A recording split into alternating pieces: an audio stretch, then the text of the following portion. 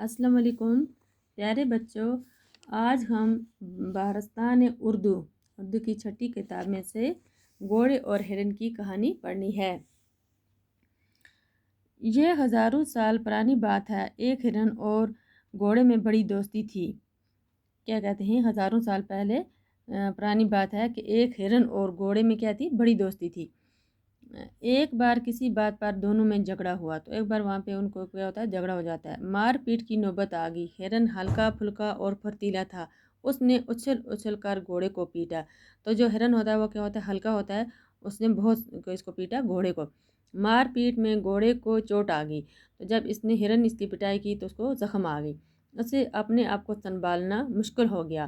گھوڑا کچھ نہ کر پایا اور ہرن پیٹ کر چلا گیا۔ تو جو وہ تیز تھا ہرن، وہ اس کو پیٹ کر بھاگ گیا وہاں سے۔ گھوڑے کو بہت غصہ آیا، اس نے سوچا کہ ہرن سے بدلہ لینا چاہیے، لیکن بدلے لے تو کیسے؟ بہت دنوں تک جنگل میں مارا مارا پھرتا رہا۔ ایک دن اس کی نظر ایک آدمی پر پڑی جو تیر کمان لیے شکار کی تلاش میں پھر رہا تھا۔ تو جنگل میں کیا ہوتا ہے، ایک شکاری ہوتا ہے، وہ تیر کمان لے کر پھر رہا ہے شکار کرنے کے لیے۔ گھوڑے نے پوچھا، آدمی تم جنگل میں اکیلے کیا کرتے پھر رہے ہو؟ تو گھوڑے نے کس سے پوچھا، شکاری سے پوچھا کہ آپ اکیلے جنگل میں کیا کر رہے ہو؟ آدمی نے جواب دیا، میں شکاری ہوں اور شکار کی تلاش میں ہوں۔ گھوڑے نے کہا، اگر میں تمہیں کوئی شکار دکھا دوں تو کیا تم اس کو مار دو گے؟ ہاں کیوں نہیں، میرا تو کام ہی یہی ہے، شکاری نے کہا۔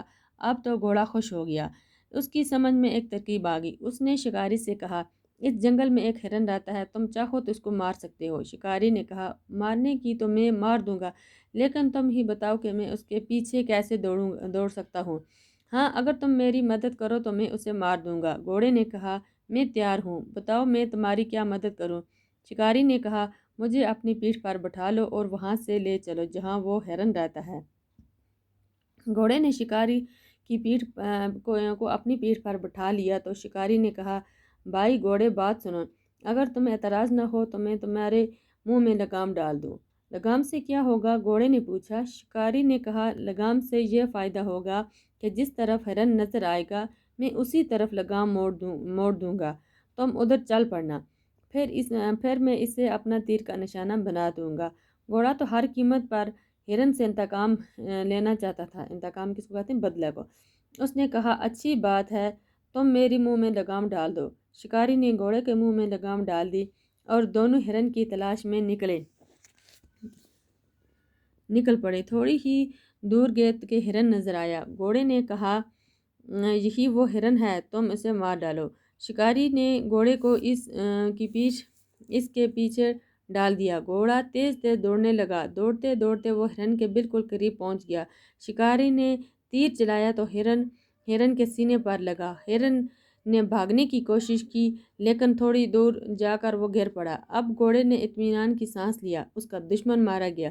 اس نے شکاری سے کہا، بھائی شکاری، میں تمہارا احسان مند ہوں کہ تم نے میرے دشمن کا کام تمام کر دیا، اب تم اپنا شکار لے جا سکتے ہو۔